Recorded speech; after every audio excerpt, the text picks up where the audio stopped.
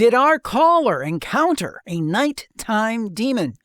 You'll find out more on this edition of Jim Harold's Campfire.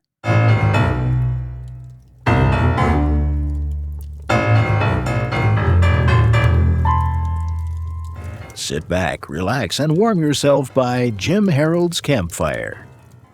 Repeat callers, I love to hear from them. Ashley is on the line from Pennsylvania. She's going to tell us about, I think these sleep experiences are some of the most terrifying because that's when we let our guard down. We're like, no matter what's happened during the day and so forth, it's a time, I think, at least when most of us try to say, okay, let's put it all aside, let's rest. And then something interrupts that rest, and that can be very, very traumatic, very frightening. And Ashley's going to tell us about such a situation. Ashley, welcome back to the show. Thanks for joining us again, and tell us what happened. Happy to be back. Tell us what happened. I would say that I started having sleep paralysis as a teenager, but I didn't know what it was called. I didn't know anything about it. I just thought I was having really weird dreams. And then as an adult in this house, I started having them again. And I would have them more like really early in the morning when I was pretty much just about waking up, but I was still in a really calm state of mind. Right. It's oftentimes when I would meditate too, because I would just already be so calm and relaxed. So I would meditate first thing in the morning. And this one, I have to give a little precursor to the really scary story. But this first one, that was the beginning of it being really scary for me, was early in the morning.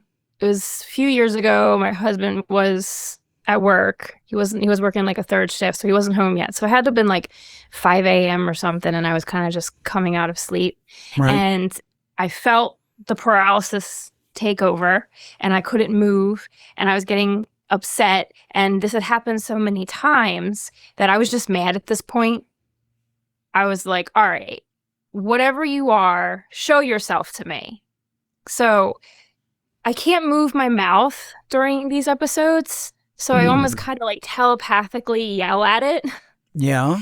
Because all the times before when it happened, I couldn't see anything, and it just felt like you're being attacked by something invisible. Oh, my goodness. It's an awful feeling. Sure. So I said, I'm going to take control of the situation. So I said, show yourself to me. And I looked up on my ceiling, and there was a human figure almost on my ceiling. Yeah. But it was kind of gripped to the ceiling like a spider. Yeah. And its legs, knees were bent the opposite way. Huh. And it was all black, almost like from head to toe, it was wearing a full black bodysuit. Not shattered looking. Just, it had like a very solid look to it. And then it turned its head like almost all the way around and looked at me. Ooh. But it didn't have a face. It was just black. So it's humanoid. It was like a human, but it was just no face and in this black bodysuit. Yeah. So I got through that. I kind of came out of that state, and I was like upset and mad. I'm like, oh, I don't know if I made the right choice of asking this thing to show itself to me. Right. You asked for it, you got it. Yeah. But I also felt like, okay, I have a little control here now. Like, I demanded it to do something, and it finally did it. Now, I would say this is a few years later now, and I hadn't had too many of the experiences because it was happening so much for a while that I was like, I'm going to do anything I possibly can. So I did like a house cleansing, blessed the house, all those things to try to bring a little bit of peace to the environment. Because I can say honestly that these things happen, these sleep paralysis episodes happen when I'm more under stress. Yeah. So I feel like things were a little calmer for a little while, but then fast forward to when my daughter was like about 18 months old, and I had put her down to sleep, but I was still laying in bed next to her, and my husband was working second shift that night, so he wasn't getting home until 11 p.m. Right. He's a very routine-oriented person, so when he comes home, He's kind of quiet. But he always takes his boots off before he comes up the steps. So I was laying in bed in probably like only a semi-sleep state. I wouldn't say I was in a REM or anything.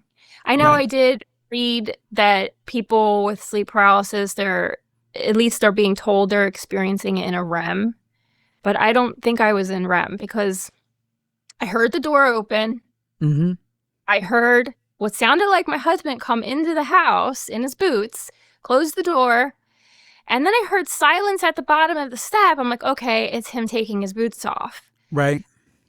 But then I hear him coming up the steps, still wearing his boots. I'm like, no, that's not like him. He doesn't wear his boots. And I go into a panic mode, like there's somebody in my house.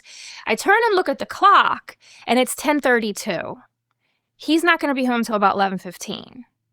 So I'm like, oh my God, there's somebody in my house. So I go to sit up, and I was immediately frozen. My whole body was frozen. I couldn't move. I'm like, oh, okay, this is what's happening right now. This is another sleep demon thing, paralysis thing. Right. So I'm laying there frozen in bed next to my sleeping infant, and I'm looking the way the doorway is. I could look, just lay in her bed and look straight through the doorway. I had a baby gate up there. Right. So the door was with the gate up, and I see my husband, or what is mimicking my husband, standing at the doorway on the other side of the baby gate, looking at me. And I'm like looking sideways at looking at the clock, looking at this thing, and I'm like, this isn't my husband. It's not 11:15 yet. Wow. And then they come in, but it walks through the gate, like just doesn't open it, nothing. It just walks through it like it's, like a ghost or something. Yikes. Down on the edge of the bed and puts its hand on my leg, and it's just looking at me. And it just and it's got the figure of my husband this time. Oh my Lord. Yeah, it's not this black shadow thing anymore. It looks totally like him, except it sits there and it just kind of looks straight into my face, and I'm making eye contact with it, and I'm mad, and I'm like, I don't know why you're here. I don't know who you are. I don't know what you want, but whatever you do, don't harm my daughter. Now, were you paralyzed at this time? I was paralyzed. Oh, I was paralyzed. Gosh. I was communicating with my mind, and I was like, whatever energy you're here to take it from me. Don't touch my daughter. Don't take anything from her. Like, I was in like protective mode as best I could. I couldn't move. So again, I'm communicating with this thing with my mind, and it's looking at me, and then it just smiles at me. But it wasn't my husband's smile. It was a very like sinister, almost kind of like, are you sorry that you asked for this kind of thing? Because I asked to see this, Right. I asked for it to show me its face at one point, Yikes. like thisly, and it finally showed me a face, but it showed me my husband's face, but with not his smile. It just was like, I don't know, like it was playing a cruel trick on me. So you kind of I was just going to say, you had kind of a twofer. You had the sleep paralysis with strange things appearing, but then you had the doppelganger experience on top of that. Yeah. Ew. So Go ahead. I'm sorry. This thing, eventually, I just was kind of yelling at it in my mind, like, get out of here, get out of this room. This is a safe room. You don't belong here. And then finally, it just got up and walked away and just left the room and disappeared. And then I was released. I wasn't paralyzed anymore. I turned to look at the clock. It was only 10:38. So it had been a couple minutes. And then I stood up and walked downstairs and was walking around my house like, I don't know what just happened. Like, I felt like I needed to check my home for an intruder, even though I know what just happened wasn't an actual, like, human intruder. And because I had looked at the clock at 10:32 and again at 10:38, there's no way that I was in, like, a REM sleep for this to have happened. That's terrifying. So I was baffled by that. And then has anything, so it just ended. So has anything else like that happened subsequently, or was that kind of I like... cleansed the house and I came in hard after that. And I put all kinds of things, like protective things in my daughter's room because I didn't want nothing coming in there again. Sure. Now, let me ask you this.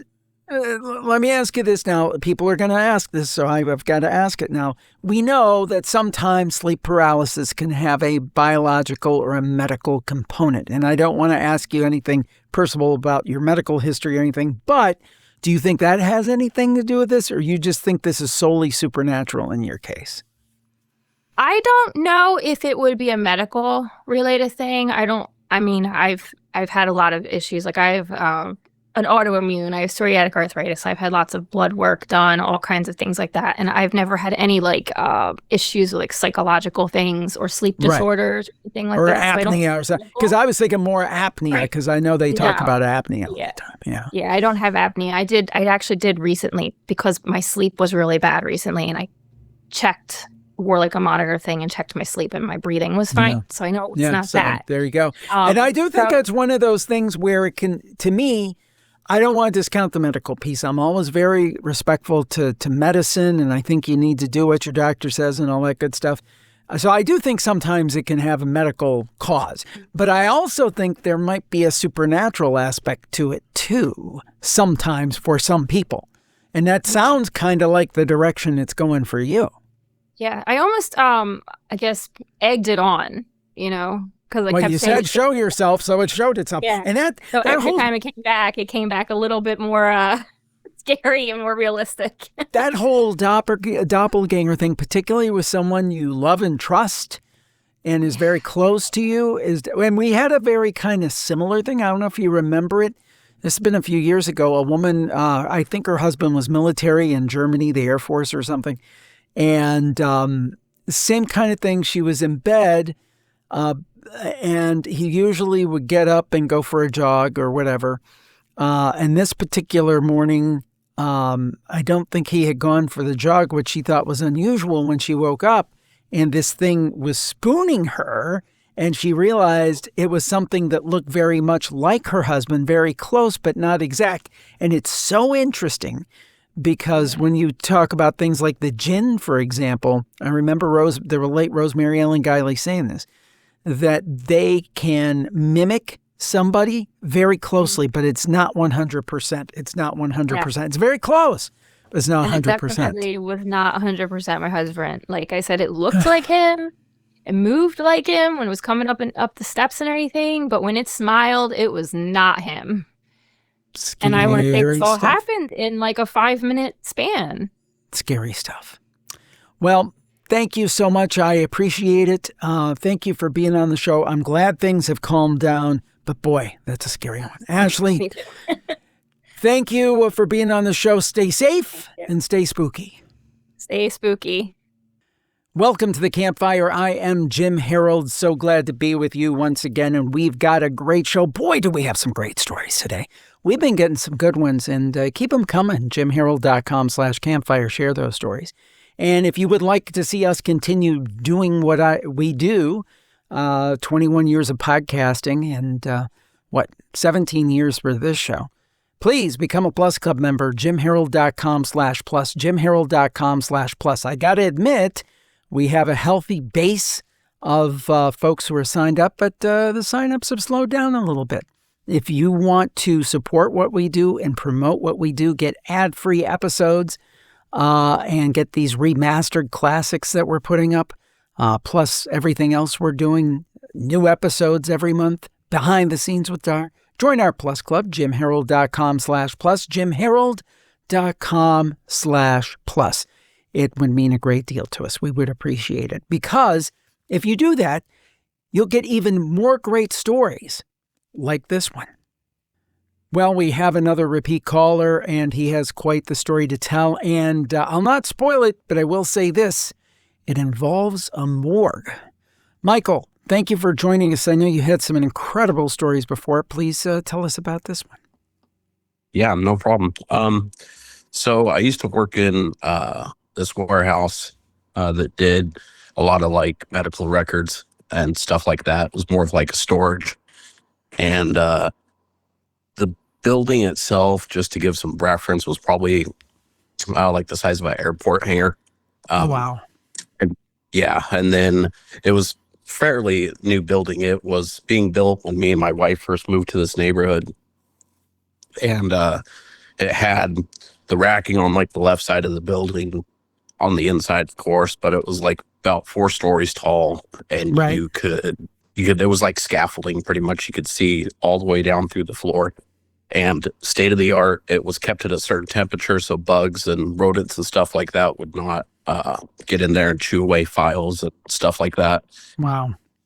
It had like a sniffer system in there, so if it smelled like smoke or chemicals burning anything, it would let out like this little halo system kind of stuff to protect all these files. So kind of got 3 stories to go along with this, but we would get notifications from certain hospitals that they needed a file on a certain patient. So we'd run up, find the file, and grab the file, and there's times that I'd be putting like boxes and stuff, and I could always like feel that when this would happen, that there would be like there was somebody there, and I was the only one working. And you could always hear when somebody came into the warehouse just because of how empty it was at the time. Right. So I'd be sitting there looking through the files, and it always felt like something was running up on me. So I like look up, and you could see through every single floor that the lights are turning on, but they're motion lights. Okay. So there has to be somebody there to activate them. And I'm just watching and hearing this thing run across these metal grates all around all 4 floors. And it would run up to me and then stop. And I never felt like it was going to do me any harm. It felt like it wanted to kind of like play, and it noticed that I noticed it. So then it was like, cool, somebody sees me. So there was always that person, that guy, spirit that was there. And then there was another time that we would be getting all sorts of files from companies that we had taken over, and everything came through our warehouse first. So there was times that we'd be going through files like that, and I'd look over, and this is you have to badge in about through 4 or 5 different doors before you can even get to the area that we were in. So not everybody could go back. And sure enough, there'd be just somebody staring at me, looking around the corner, wondering what I was doing. And eventually they'd go away.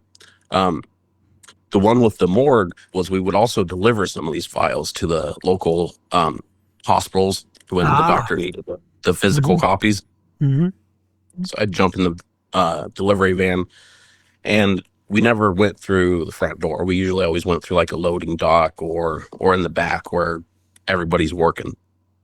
So this one hospital, when you walk into it, you go down this hallway, and on the left are all the offices, and there's the morgue that you pass by, and then a whole bunch of other offices, and then the kitchen on the right.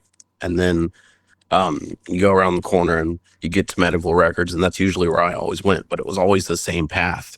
And this one time, I noticed the morgue door was open. And usually that door is always closed. They don't usually leave that door open. I deliver the medical records, and I'm coming back, and I look over, and there's a corpse on the slab, I guess you would call it. And oh boy. I look over, corner of my eye, like I said before, I seen this like black figure there.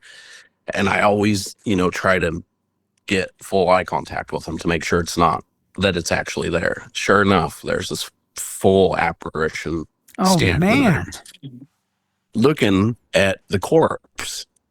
And I'm like, whoa, I start to get this uneasy feeling. And that's usually when I know that it's not what everybody else is seeing. I get feelings more than I get, the sight. So right. It looks up at me and notices that I see it, and it starts to run towards me, but not like an attack mode kind of a thing, more of a you can see me, help me kind of a thing. Oh man. And right before it got to the door, the guy that was in the doctor or whatever that was in the morgue looked up at me and was just giving me this funny look. He's probably looking at me the whole time, wondering what the heck I was staring at. But he looks at me and then just shakes his head and shuts the door right before the spirit got to me. And I just Oh my Lord. shook it off like, this is a busy day today. And yeah, went upon my day.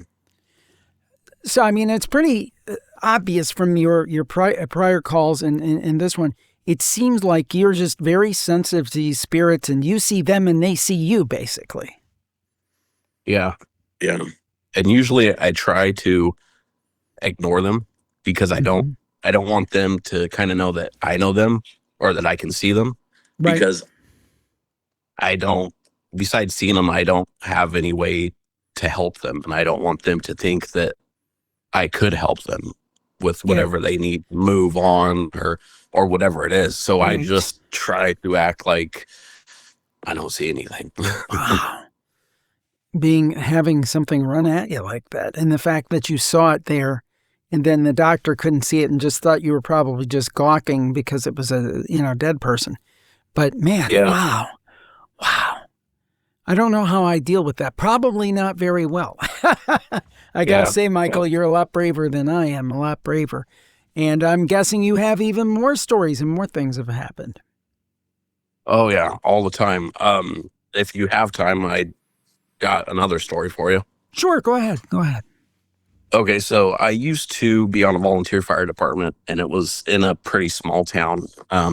It was right off of the lake. So summertime, we used to get a lot of tourists and stuff like that. And you would think that with it being a small town and volunteer fire department, really wasn't that much activity, but we would get a lot during the tourist season, usually because car wrecks or people were too drunk, partying too much. We had one that still to this day, it shakes me completely. There was a plane crash, which we don't ever hear because there's a lake. So when that came over our pager system, I was actually at the grocery store with my family, and so plane crash comes over, and I gotta go. So we went up and we get on scene, and when we get there, we don't necessarily have like a boat ready to go out there and do anything. Kind of got to wait for somebody in the community that might be able to loan us a boat or something like that. Right. While we're trying to get that figured out, a boat pulls up and they had actually jumped in the water and pulled the guy from the water. Because what had happened was the guy had a seaplane. It started to have issues. So he had a friend fly over and stay with his wife. He was going to take the plane back to his house on the coast and then just leave it there and wait for his wife to come home. Well, when he was taking off, he tried to a boat had crossed in front of him, so he'd hit one of the waves and it flipped the boat and ended up sinking it. Oh, so Lord. we're getting him out of the boat, and at this time he's not awake, he's unconscious. Usually with me being on the fire department, we would show up to EMT calls just for muscle, pretty much, to help, not necessarily do anything medical, but this is crazy. So I'm grabbing the guy's feet. We're getting ready to pull him out of the boat. And like right at that moment when we're pulling him out of the boat, he had passed. Oh. Like there was nothing there. Yeah. And I looked up at the EMT that I was helping that had him at the shoulders, and we just made the eye contact. It's like, just keep going, because his wife, like everybody was there. And we didn't want to spook him. But that whole time, I had somebody right on me. Like, and I tell my wife to this day, I was like, it was either an angel or it was my guardian angel, because I was just completely flushed. Like, we just lost somebody. Like, it really shook me. Just so you can repeat, you dropped out just a little bit there. You said there was someone at your shoulder? Is that what you said? Someone was at your shoulder? Yeah. Yeah, I had somebody at my shoulder, and they actually like had a hand on my shoulder. Oh, wow. And the second that they put their hand on my shoulder, I was just at ease. It was kind of like being completely comforted. Like, it's okay. You're going to be all right. You're going to get through this. Did you ever think it could have been the person who passed? It could have been. I never even thought of that. But it was the oddest thing. It was, I'm used to seeing spirits and stuff, you know? So when that happened, it was more of like, I almost want to say like they were not like the black spirits that I see. Like it wasn't like a shadow spirit. It was more positive. Yeah. And that was the craziest thing. I rode in the ambulance with the patient all the way. It was 15 miles that we had to go to the fire station where we were going to meet up with the family and the coroner and all that. And I never seen anything in the back of the ambulance. And it was just that one time that it was there. There's times that I've been at fires before and been guided out of which way to go. And it wasn't necessarily an angel. I think it was more like a protector or something like that. That was like, yeah. Amazing stories, Michael. Amazing stories. And it goes to show you, and it's kind of the way that I feel about all of this. There is the darker, more sinister side, and I would never say that doesn't exist. That doesn't mean there's a demon around every corner, I don't think. But there are darker, more sinister energies, scarier energies. Now, the one with the corpse, I don't know if that was a dark energy or not. Maybe that was just that person looking for help. But I think there's a whole continuum. And then I think there are these very positive energies as well. And it sounds like that what you confronted when that poor man passed away. Well, thank you for your service to your community, Michael. And thank you for your service to us by sharing these campfire stories. Stay spooky. Stay spooky. Sandra is on the line from Florida. We're so glad to have her with us. And for many years, she was a night shift nurse.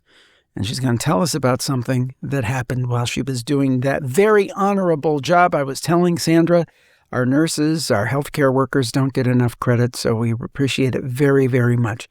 Sandra, please tell us what happened. Okay, so I was beginning my shift. And at the very beginning of the shift, we typically have a huddle. And in the huddle, I'll give a little background. We kind of go over patients that are not doing very well, that may be, experiencing maybe the end of life situation. And so we kind of work as a team, especially on nights when resources may be a little bit limited. And so this particular night, we'd heard there was a gentleman that was allow natural death, which is, there's no bells and whistles once someone passes. They're allowed to pass naturally. They're very, very sick. And so that was like early in the shift, 7 p.m.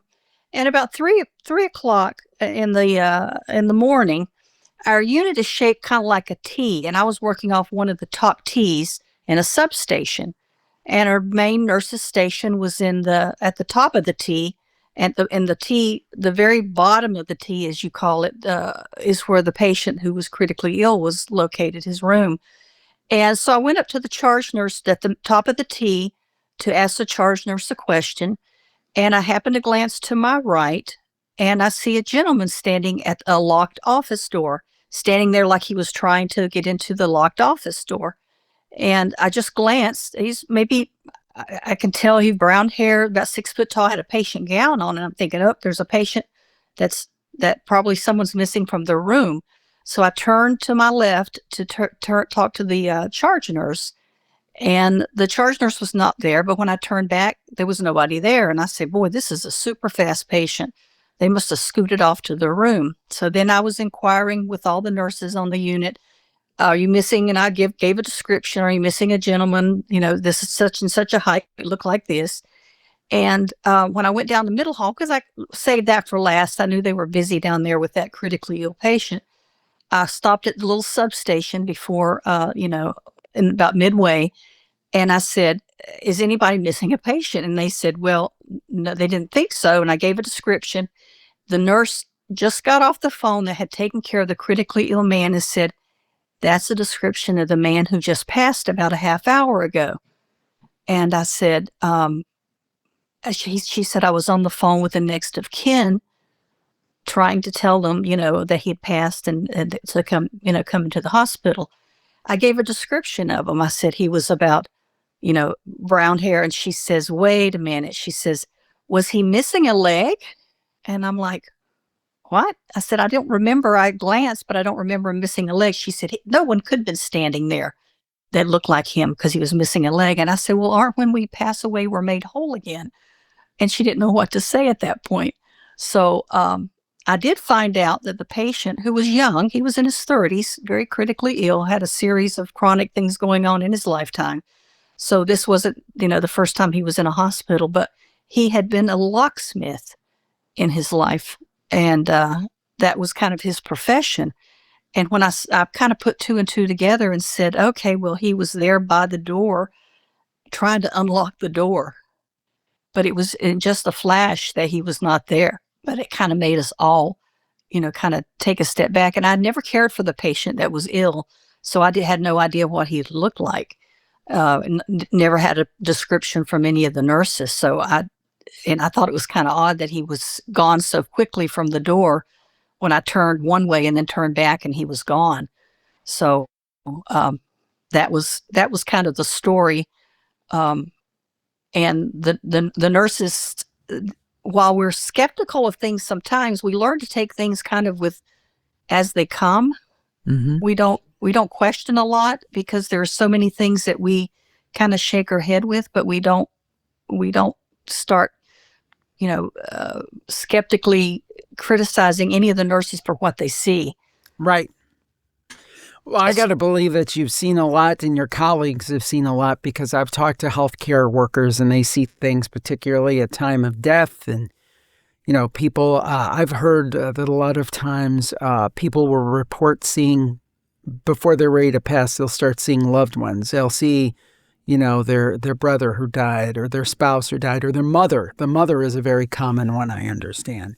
And angels are also involved. Angels, I've heard a lot of folks say angels have come and visited them in their room prior to their passing. So, Well, your story, real quick, reminds me of one we had years ago in the very early days of Campfire. It was a English gentleman who was a physician, and he was working in what they call the emergency department. We call it in the States the ER. They call it the ED, and it was down on the ground floor.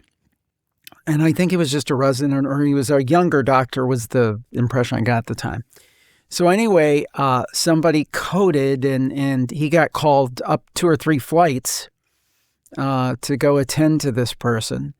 So he went up 2 or 3 flights, and on the way up the stairs, he saw this patient, and he had a gown on, but he had no pants on. So he's kind of, flapping in the wind. And he called out to the nurses on that particular floor, hey, could somebody help this patient here? He's walking around, not fully clothed. And he gets up to where this patient is basically flatlining. And that was the man who was in the bed. Wow. Yeah, wow. That very much reminds me kind of your story. There's a lot of parallels there. Yeah. There's also stories that, that the younger a person is when they pass, it's almost like the bigger the rip is, and they call it the bigger the rip is in the universe, or the more noise or energy they create and make as they exit. Mm-hmm. So you liken someone who's maybe 98 years old, who's lived a great life, their life kind of gets snuffed out like a little candle. Their energy is already spent on a wonderful life. But if someone, say a teenager, or, God forbid, a child passes, that they create such an energy rift that a lot of folks said they have seen and experienced more with younger folks than older. So I don't know. That makes sense. It kind of makes sense. And that part you said about being made whole, I've heard that so many times. People will see a relative or someone who's passed, and maybe they were dealing with something like cancer or something that, ravaged them in their lifetime, but they'll look, when they see them, they're in the prime of life. So let's hope that we all are restored physically, mentally, spiritually, and otherwise when that day comes. Absolutely. Sandra, thank you, and thank all the nurses out there. I appreciate what you do, and thanks for being on the Campfire tonight. Stay spooky. Thank you, and stay spooky, Jim. I love to hear from our international callers. We have yet another one. Natalie is on the line from the UK. I'm so glad to have her on the show. She has a story about what happened when she and her husband were in the garden and they saw something most unusual. Natalie, welcome to the show. Tell us what happened. Thank you. This was back in 2009. It was probably late. I think it was late summer. It was in the evening. Myself and my husband were sitting in our garden at the time, enjoying what was probably the last of the summer. Because it was dark, we had the chimney on, and I just remember looking up, and there was just this huge black triangle just gliding out above us, directly above us, and it seemed really big, but I think because it seemed to block out our view of the sky above us. That's how big it was.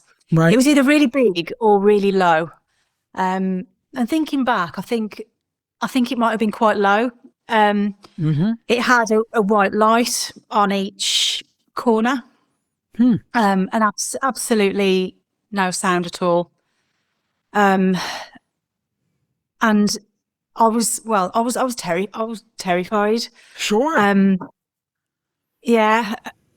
I mean, I wish I would have been able to get my phone out and record it, but it was 2009, and I'm not even sure if my phone had a camera on it, Right. So, but the first instinct was to run inside, because I felt threatened, and it just seemed really ominous. And I think it was just because all of a sudden it was there and completely silent. I felt it was scary. I remember we had 2 little kittens at the time that were house cats, but we let them have a roam in the garden, and they were having a sniff in the garden. It's only a very small area, and I just in my head I kind of thought, I was thought back to The Simpsons, thinking that they might get beamed up. So I was like, get the kittens in. So that was my first thought. God, get the cats in quick, because I honestly did not know what was going to happen. And after that we went inside and we couldn't sleep. We stayed up pretty much most of the night, just like buzzing about it and talking. And what on earth was it? And it's something I've never forgotten. I'm always I think about it a lot. I'm always looking up at the sky when I can, and it at that time, it was, for me, it was like validation. They're here. But I sound crazy saying that. And whenever I tell the story to people, that they laugh at me, and they sound crazy. And I think if you haven't seen anything like that, it's quite hard to believe. I believe it, and nobody's going to say that here. I mean, and I think that our people watching, the vast majority of people say they believe you saw something. Now, what was your husband's reaction? Was it similar to yours? Did it differ? What were his thoughts? He was kind of shocked, and he was just kind of looking at it, and I was like, get in. And so he kind of followed what I was saying. I think I was the one who panicked more. But he's just, his memory of it has stayed exactly the same as mine. And he's a big skeptic. And all he says is, I can't explain it. I do not know what that was. Yeah, I was telling you before, I believe it was Belgium, if I'm not mistaken, had a big UFO flap in the 90s. And I believe a considerable amount of those were these black triangles. And I've heard the same thing that you described, that these black triangles are very large and they're very quiet. Now, have you ever thought about the possibility, because I could go either way on this, have you thought about the possibility, is it of like an extraterrestrial origin, or is it of military experimentation? What were your thoughts on it?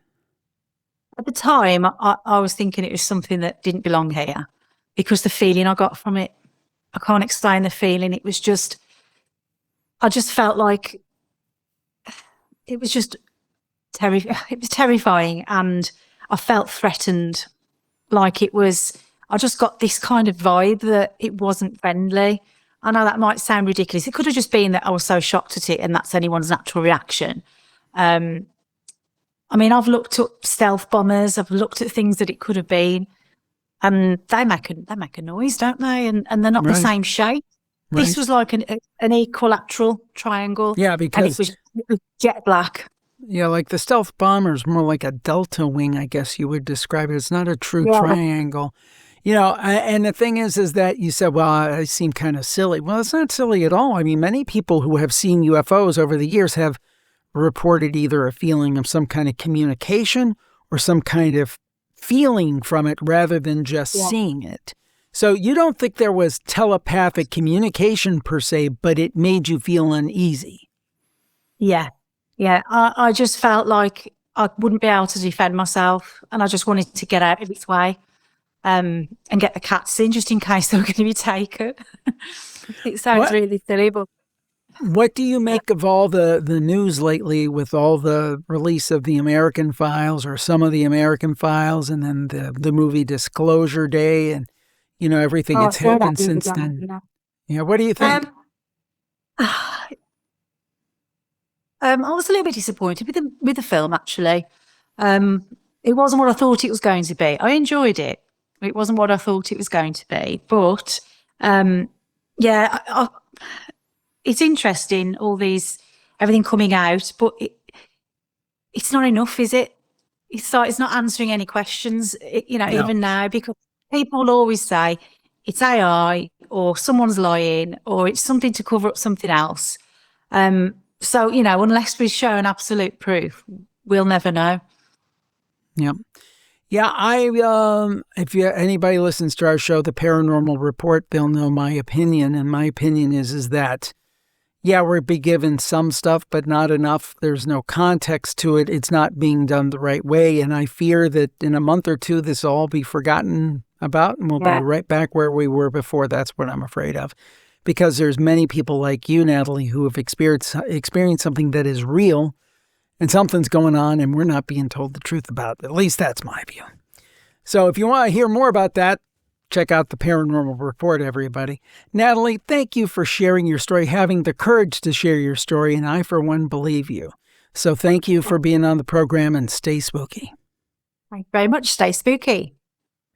I'm excited about this one because it's a head scratcher. Janelle is on the line from Canada, and we're so glad to talk to her today. Now, her husband, Trey, really doesn't listen or watch to the show. He's not quite as spooky as she is, she says. But if you do catch this, I guess I'd say instead of stay spooky, get spooky. Get spooky, Trey. All right, Janelle. I love head scratchers, so I'm waiting with bated breath. Tell us what happened. Awesome. When I was around 18, 19, I was approached by a childhood friend to join their amateur paranormal investigation group. He knew the time that I was a practicing witch since we were about 15, and it just made sense as someone that he knew to come on and join. And we did lots of great investigations, and one of the other members of the team, her aunt was having some problems. They knew that they had assumed that they had been cursed by a witch and really felt like they needed their home cleansed. It was something that I did for others and was so happy to help them out and go in and do a cleansing for her in her home. So we did the cleansing. Everything was very normal, quite routine. And we just started chatting after the cleansing was finished. And she asked if I had any other experiences or if I was a practicing medium or anything like that. And I don't personally identify as a medium, but I have had lots of paranormal experiences, things I can't quite explain. And we just kind of started talking about childhood, how kids are a lot more in tune to some things like this. Sure. And for some reason, I decided to share about my childhood. Imaginary friend, her name was Sally. She wore a pink dress, very early 1900s, was mostly in my backyard. In my memories, my mom has memories of her being in the house, me always having to have a space for her at dinner, space for her in the car, things like that. But she was very active for me in my backyard, and I have very vivid memories of playing with her, seeing her, and spending time with her. And one day she decided that she was going to leave and that she was going to go to Hawaii. and why that was what a child's brain thought is how it was. And the woman, I'm telling her this, and like why I decided to tell her about my childhood friend, I don't know. And she just goes pale white. Huh. And she goes, when I was on a holiday with, I don't know if it was her daughter or a niece or a young family member, a young girl, they were in Hawaii, and she met an imaginary girl who wore a pink early 1900s dress named Sally. It was from Canada. Oh, I still Whoa. get chills just thinking about it.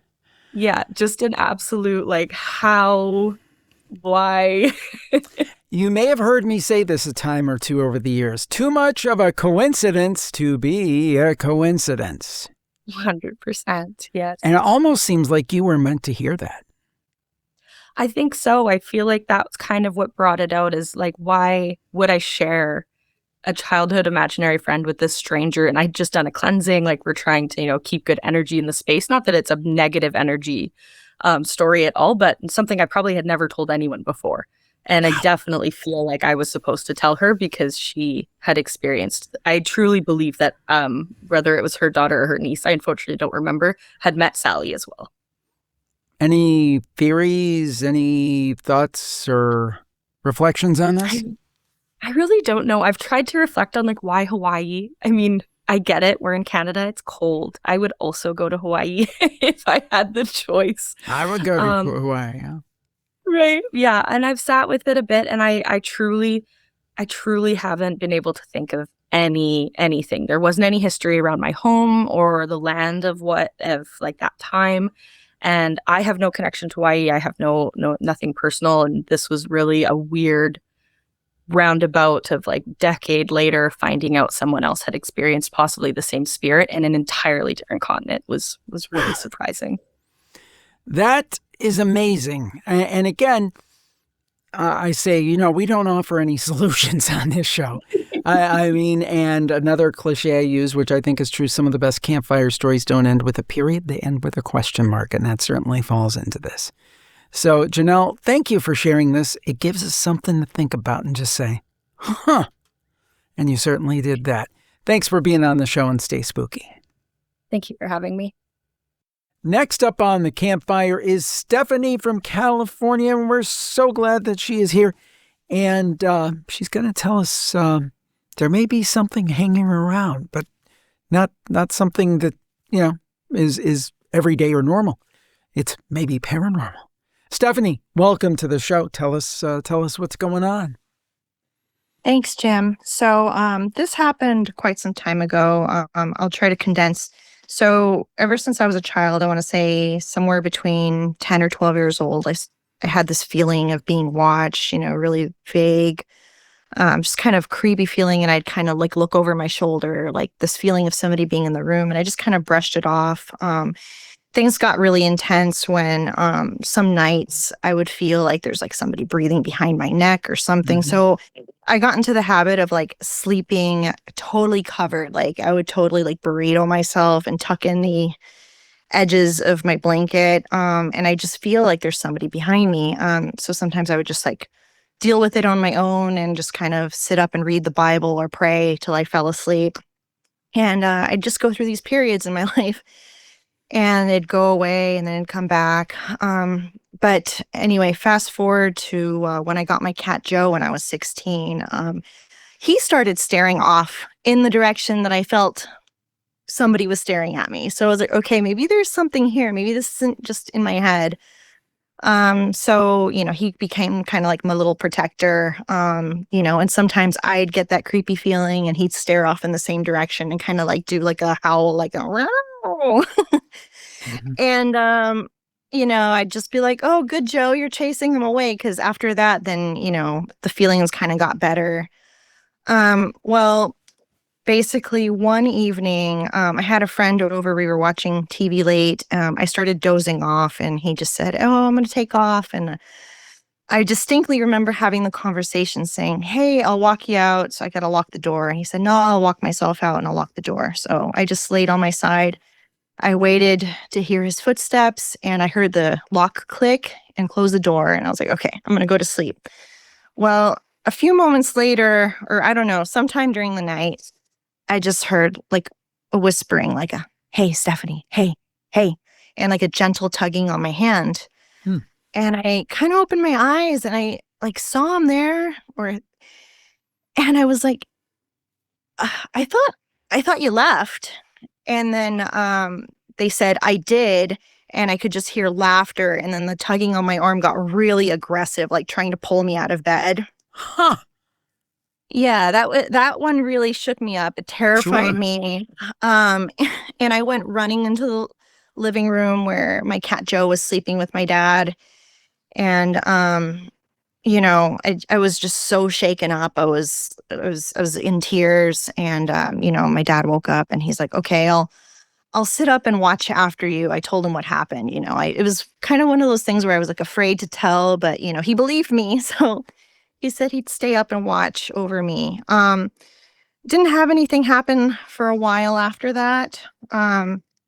But another time I was sleeping in the same room as my mom. So this is now 3 different locations that I've lived in. So this isn't like a place specific thing. So I was sleeping on my side, and one night I felt like somebody was on top of me. Like I was sleeping on my left shoulder, and I could just feel pressure like on my right side, just, you know, like somebody was on me. And I opened my eyes and I saw Joe on the floor, like staring not at me, but above me. And he was doing like a really like this howl that he would do, like when he was kind of distressed. Yeah. And then I was just, you know, just so terrified, feeling frozen, and just seeing him stare above me was like this confirmation, like, okay, there is somebody here. And finally I was like, after struggling, I was finally able to start screaming and move. And then I tried telling my mom, and she was like, oh, you know, you probably just had a nightmare. So I kind of dismissed it again, you know, despite the creepy feelings that I would get continuously. Well, finally, I was dating somebody, and I walked into their house one time, and their mom said, and this was when, you know, maybe a year or so later, when I was like 23 around this time. I was walking in, and she said, who's that? And, you know, he and I look at each other confused, like, who's who? And she's like, no, there's somebody with you. There's somebody there. And, you know, so he pulls me along, like, okay, you know, this enough of that. And I'm just really confused, like, what is going on? So she pulls me aside, you know, one morning. And she told me, she's like, you've got somebody following you. You have a man following you. Wow. And I mean, I was just like in awe. I was, you know, because I never talked to her, you know, and anytime I'd try to maybe tell my mom about it, or I was just, you know, dismissed. So for somebody to just come up and tell me you have somebody around you. Yeah, that's something else. Yeah. That was something else entirely. And I mean, I was like shocked. And so, you know, I started telling her, you know, I've always had these feelings, you know, for as long as I could remember throughout my adolescence. And she's like, well, you need to get rid of that, because whoever that is does not want you to be in a relationship. And as long as you have them with you, they will never want to see you happy with a man. Like, they're jealous over you. Whoa. So, yeah, it was very terrifying actually to have like this confirmation. I mean, it was a relief in a way, like, oh my gosh, somebody has some kind of answers. So the next thing is like, okay, so what do I do about this? So she took me into like this, she took me into Catholic church. And as I'm walking in, I felt like I was being like kind of impeded from like walking. Like I was just feeling very slow. Like I had like this weight on me or pressure. And, you know, I was like, oh man, this is very weird. So she had me, blessed by a priest, and it was a very simple, like 2-minute thing. And she just gave me this look. She's like, that didn't do anything. She's like, you're going to need more than that. And just watch, it's going to get worse. So I'm like, okay, here we go. Great. And yeah, I mean, it got to the point where sometimes I'd be sitting in my car and just looking in my back seat. Like I'd have this feeling that there is somebody in my back seat. Oh, Lord. And yeah, it was just, I mean, and just looking back, that this was an actual chapter of my life, it just sounds insane to say it. But I mean, I was sitting there one time trying to eat dinner, and I felt like somebody's hand was on top of my hand. Like I couldn't lift the fork to my mouth. Man, that's terrible. So how did this resolve, and how long did this continue? Well, basically, she said, okay, we need to do more. You need to talk to your mom. You need to talk to do you have a church that you're close to? So she talked to my mom and to my aunt, and they were, she convinced them like there's something going on. So we went to a church and spoke to the pastor, and he did a prayer. I don't know how long the prayer was, but after that, it must have been an hour, 2 hours, I don't know. But I walked out of there feeling so light that I don't know. I just had this feeling of joy and this lightness about me as I walked out of there. And I don't have any explanation for who that was. I mean, sometimes I still wonder, like, why me and what was that all about?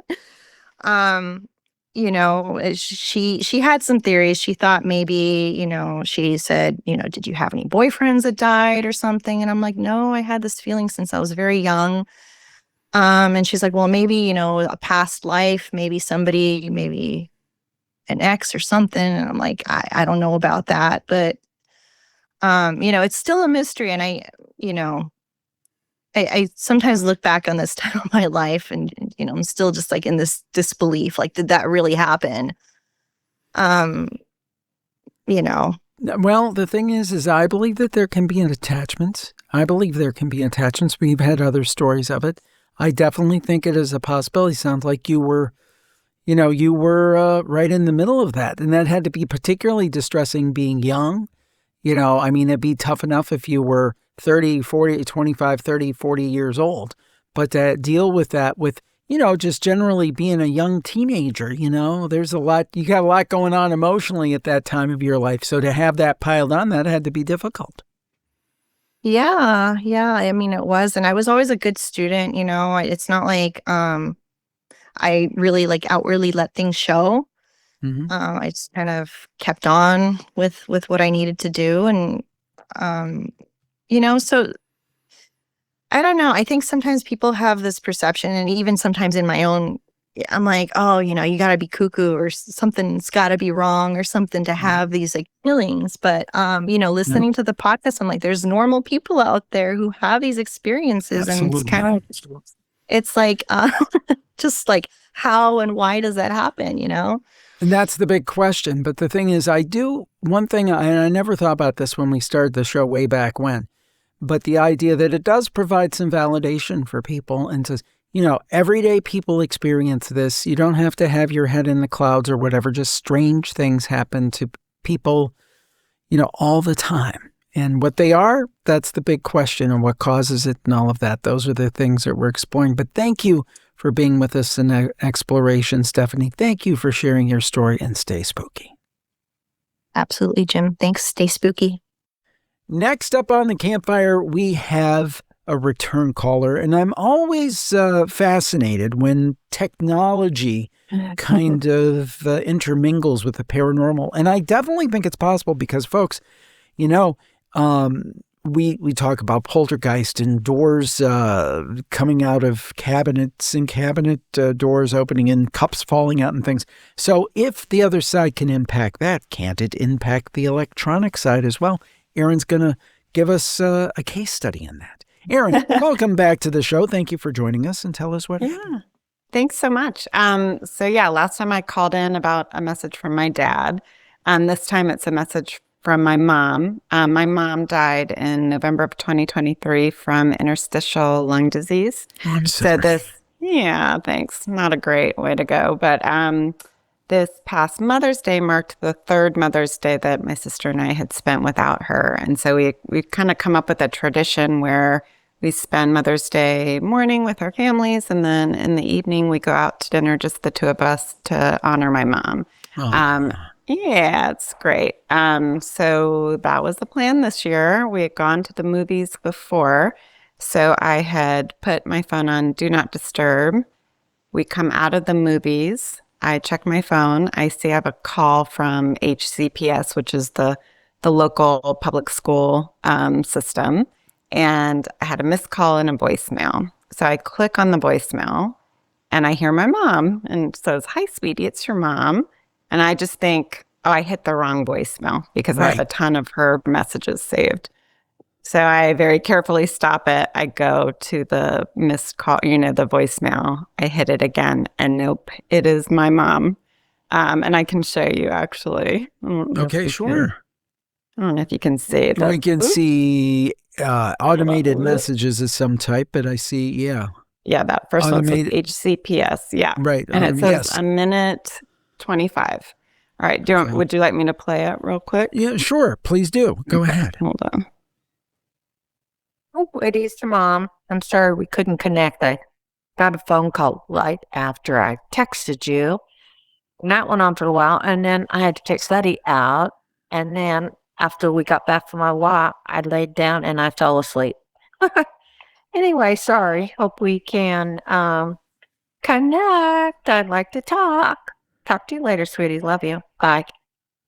So what's crazy is that message, my sister and I went back through all my old messages to see which one it was. Right. It was from 2021, which is one of the older messages. So I think if it had been like the most recently saved message and it somehow got transposed, that would have been understandable. But the fact that it's an old one and that she's saying, like, I want to connect, it was just really cool. And my sister actually also has a kid in the same school system, and she had gotten the same call, but it was the message, that I should have received about end of grade testing, but instead it's my mom. And even on the message, it says it's a minute 25, but it's 28 seconds. And I just thought that was pretty cool.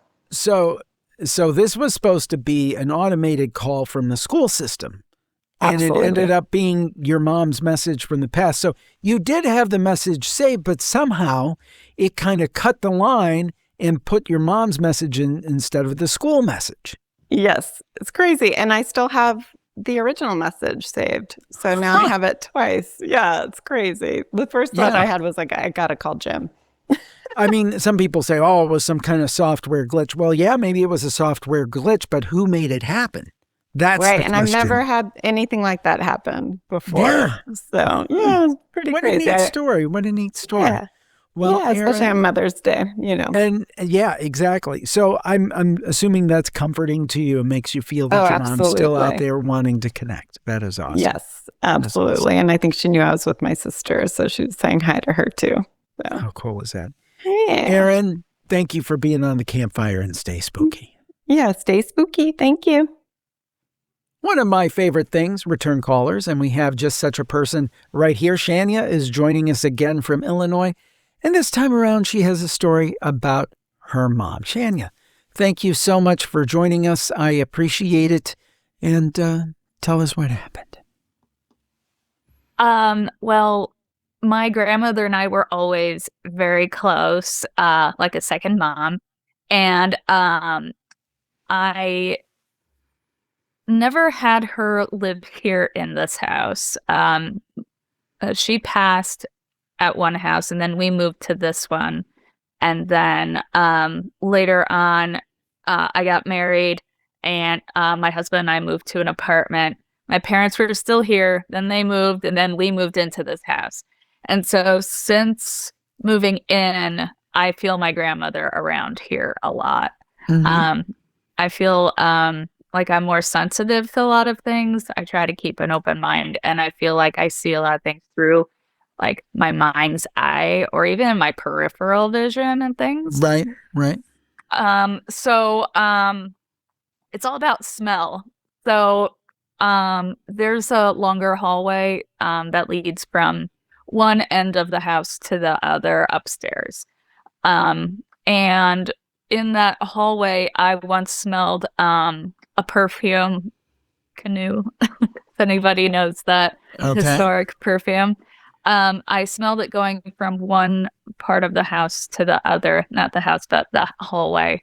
And that's what my grandmother used to wear. And it kind of dissipated pretty fast. But I did smell it, although she passed like in 2009, and this was like 2020. So, and she never was in this house. But I've had dreams about her and different things like that. I'm actually wearing and have some of her stuff on me today too. Oh, how cool. Yeah. And like this embroidery that she made and things. Aww. So, but yeah, so this happened, I want to say 6 months ago. So, there's proof because my husband also smelled it. But it was again, it traveled from one side of the house to over here to our bedroom. And, it was a different smell altogether. It felt more like some like old perfume house. And like of the day that they'd have like houses of this or that or something. And the smell was so strong that it made me go up the stairs to the landing and actually follow it into our bedroom. The smell was so strong that it went around the bed onto like my side of the bed. And I sat down and I'm like, wow, this smell is so strong.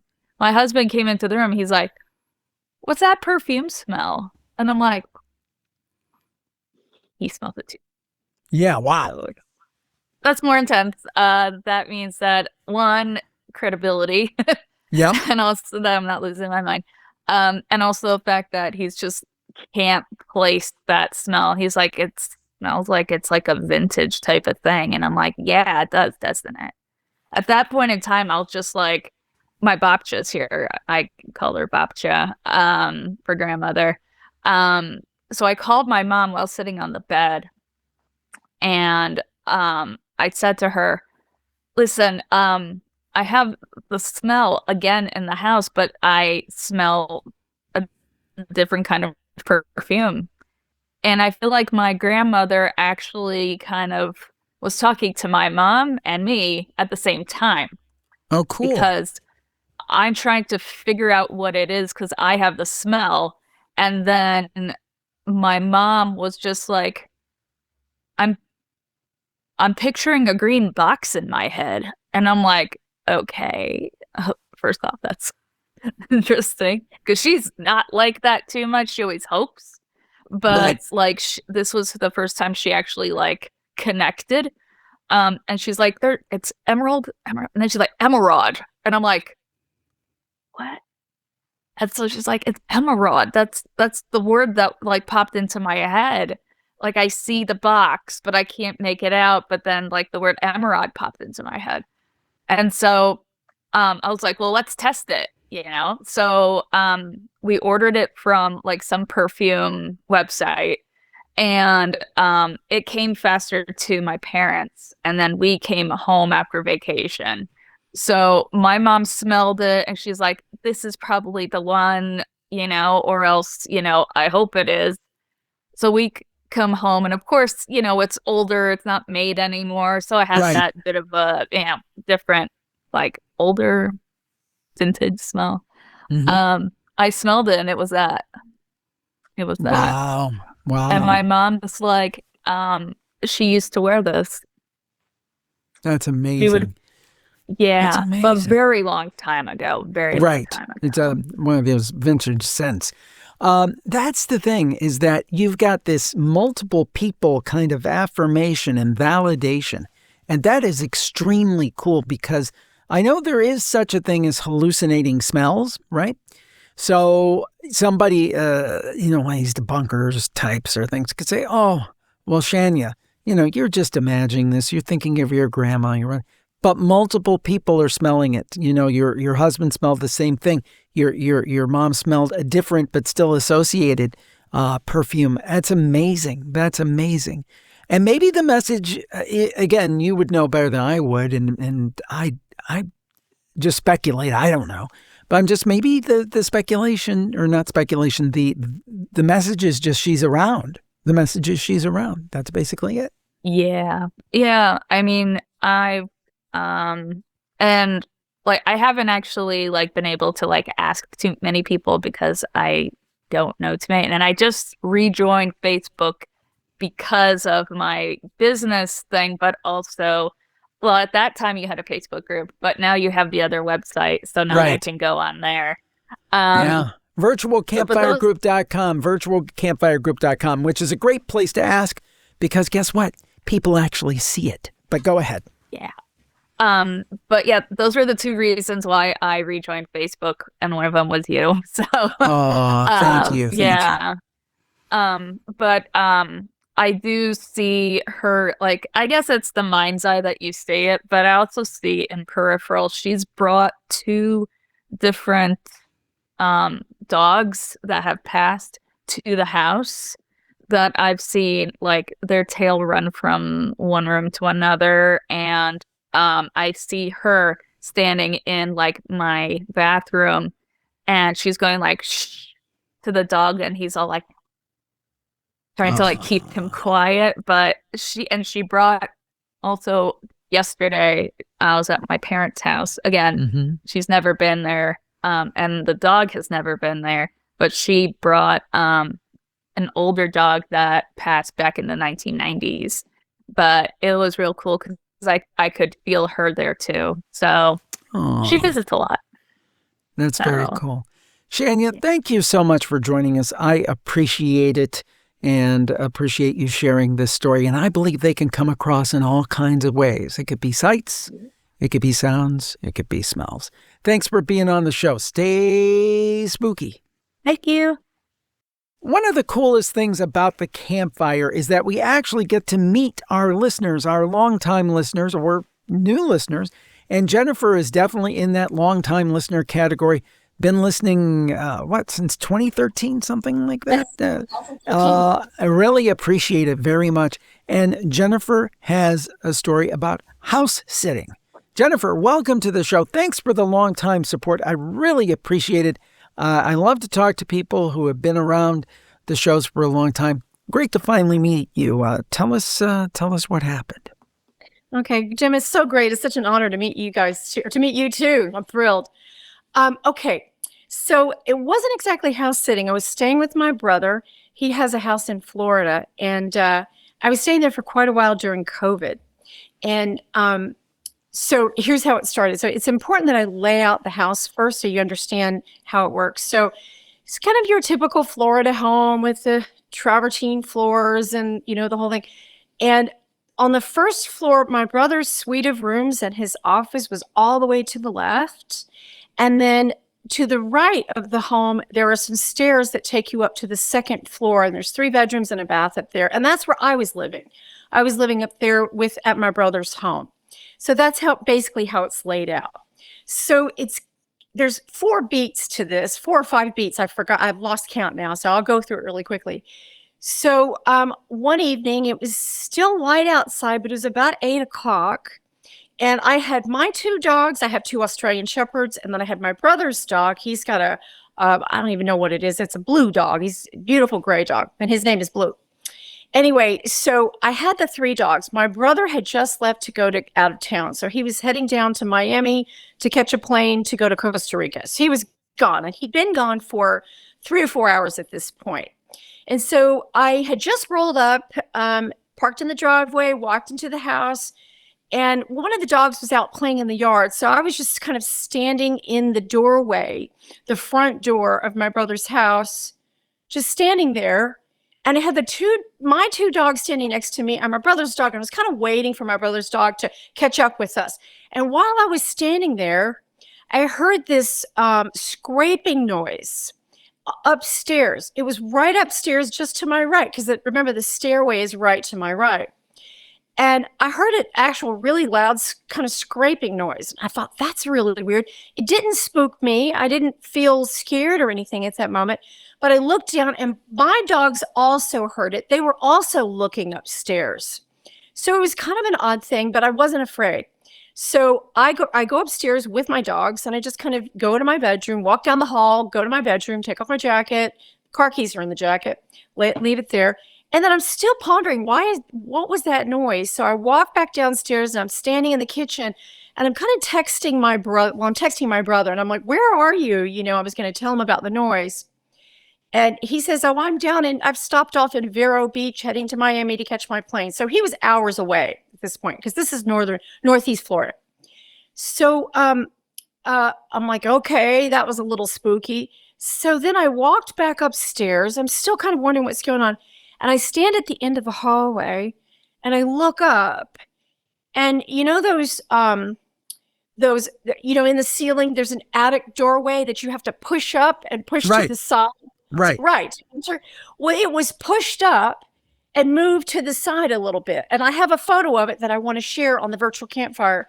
That I looked up and I see this. I did not see it before when I walked up and took my coat off. I was just kind of focused on doing that. Now I'm kind of inspecting everything and I see this and I'm freaked out. I'm thinking, oh my goodness, somebody's in the house. Somebody has gone up to the attic and is hiding up there and thinks we've left town and they're going to come down and rob us or something, you know? Right. And so this is just, so I took a picture of it with my phone. And I ran downstairs and I called my parents who live on the beach about 30 minutes away. And I'm telling them about it. And let me just stop right there and tell you that everybody in my family does not believe in the paranormal. There's several atheists and agnostics, and it's very hard when stuff like this happens. I'm not challenged. I was about to say I'm very challenged, but I'm not challenged because I'm a true believer and I know it happened. So, but I do get a lot of skepticism. But anyway, I call my parents and I tell them what happened. And so then I decide, you know, I've got to call the police. There may be somebody in the house. Right. So I jump in the car, and this is a gated community. So I drive to the gatehouse and I show the guard there the photo on my phone. And he's like, oh, hell no. You know, he gets very worked up and he said, there's somebody in your house, and he calls the police. Well, because it's a gated community, it's in Florida, 3 different policemen show up in 3 cop cars, and they come in and they start inspecting the house and they look around in the yard and everything. And I show them, they don't find anything. And I show them the attic doorway and they see that and they're like, okay. So we get a ladder. I get a ladder from the garage and we take it up. And one of the policemen, he goes up the ladder into the attic. He shines his flashlight around and he says, no one's up there. Everything is covered in dust except for these 2 tiny drag marks across the floor that are imprints in the dust. That's all he sees. Just like 2 tiny, like somebody, like you would take your finger and drag it along toward the door. That's it. Everything else is covered in dust. So I'm giving myself chills telling you this, Jim. It was so scary. And he comes down and they didn't find anything. So and I felt kind of crazy. And I was telling the police, you know, do you think I'm a crazy hysterical woman? And they said, no. If it were my wife or daughter at home alone and this happened, she better call the police. You know? Sure. So anyway, so that happened. So then I'm completely freaked out. They close the doorway in the attic hallway and they leave. And here I am just sitting here going, well, what do I do? So I run over to my brother's side of the house, which remember is on the first floor, other side of the house. I lock myself into his side of the house with the dogs, and I call my parents. And while I'm on the phone with my parents again, I hear this bang in the hallway. Not in the hallway, out in the living room area. Like somebody had dropped something. And I thought, that's it, I'm out. So I got in the car. There was an exit. There's a doorway from my brother's bedroom. And I left there and got in the car and I drove to my parents. And I sat there and I told them the whole story. And, you know, they didn't believe me. So because they're skeptics. Anyway, that's the first thing that happened. So then about a week later, I'm home alone again. My brother has gone out of town again. I'm sitting in there. There's like a little conservatory area off of the kitchen. I'm sitting there with all 3 dogs. It's about 4 o'clock on a Sunday afternoon. I'm preparing to take off to go to my parents for dinner. Very quiet. We're watching a little TV.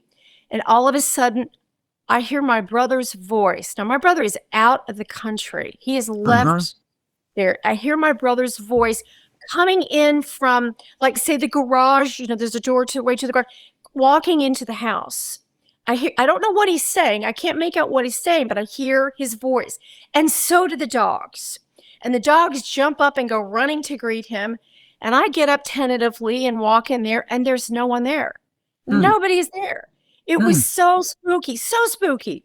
So that was that. And I just packed up and drove to my mom's house. It was just, that was it. I was out. And so then the third time something happened, I was upstairs in the shower. I got out of the shower. I was standing there getting ready.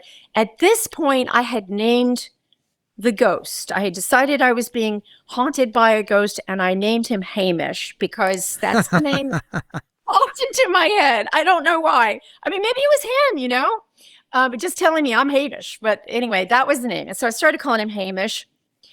And I got out of the shower, and I was just kind of standing there drying off and everything. And Hamish pokes me right in the back. It's a very obvious poke. It wasn't like a nerve twitch or anything. I literally got poked in the back. And at this point, I got really mad. I just started screaming. I'm like, Hamish, leave me alone, And it stopped. Well, okay, and so the fourth piece to this, and then I'll wrap it up, was about 2 weeks before I moved to Washington, D.C. It was about 9 o'clock at night. And at this point, I'm sleeping with the light on every night. I'm completely creeped out. There's somebody up there with me on the second floor. And there had been a Florida storm where there's all this debris that gets thrown around, And I was lying in bed. It was about 9 o'clock. I was on my iPad just messing around. And my dog was right next to me. And I hear my brother's voice outside my window on the second story. Because I'm up on the second story. And I think to myself, oh, he must be out there cleaning off some debris. Right. And so I text him, and my brother's name is Jim. And I'm like, Jim, do you want me to come out and help you? And he goes, what do you mean? And I said, well, where are you? And he says, I'm in bed. It was all the way across the house in his room in bed. So yeah, that's kind of the end of my story, but it was terrifying. And I left 2 weeks later. So, and he sold the house and moved away. So yeah, that's it. I like how you named the ghost Hamish. That was pretty good. That's his name. And, Jim, I really have no idea where that name came from. It just popped into my head, and I just felt like it fit. So maybe that was his name, Yeah, I was about to say maybe it was his name. Well, you said you had a photo. You're going to share it to the virtual Campfire group at virtualcampfiregroup.com. And I did want to say this. That's a great place, folks. If you have a story and you want to get somebody's opinion about it.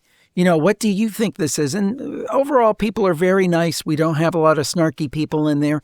Hardly any. I only remember having to kind of kick out 2 or 3 people, but kick them out we will if they are nasty. So if you want to comment on your story, share your story, talk to other people about your stories, your experiences, we want you to always come on the Campfire, jimharold.com/campfire. But we also want you to go over the virtual Campfire group and talk with like-minded individuals about them. It's just a great place to share stories. And you don't have any of that AI slop that you get with Facebook. You don't have all the spammy ads. You don't all have that stuff. And I was just telling Jennifer, we just recently paid the bill for the year, a couple $1,000s. So this is not cheap for us, but we wanted to have a place where people could go and know they could share their stories with like-minded individuals without a lot of nonsense. And that's what we've got, virtualcampfiregroup.com. So I know, Jennifer, when this is posted, she'll be sharing that photo. You'll be able to see it. Well, Jennifer, thank you so much for being on the show today and sharing your experience and listening for all these years. I appreciate it. And stay spooky. Thanks, Jim. Stay spooky. Thanks for tuning in to this edition of The Campfire. I appreciate it. Thanks to all of our storytellers. We couldn't do it without you. So share your story over at jimharold.com/campfire. Also, a big thank you to all of our Plus Club members. Really, you make it possible to do what we do. Yes, we have ads, but the ads are nowhere near what they used to be in terms of supporting independent podcasters. They've all gone to those big celebrity podcasts, but you're still here, and that's the most important thing. That's why we count on your support. JimHarold.com/plus, JimHarold.com/plus. You get a ton of great stories, all the Campfire going back to 2009, all the paranormal podcasts going back to 2005. We're remastering the episodes for the Paranormal Podcast and Campfire and taking out ads and releasing those every month. We have exclusive interviews with the Plus Club. There's so much. And most importantly, it's a way of showing your support. So if it's something that you can afford in your budget, it's very inexpensive compared to those big streaming services, and it supports an independent media business. And there's so few of those these days. So we would appreciate it very much. Please sign up at JimHarold.com/plus. We thank you so much. Tell a friend. We'll talk to you next time. Have a great week, everybody. Stay safe. And as always, of course, stay spooky. Bye-bye.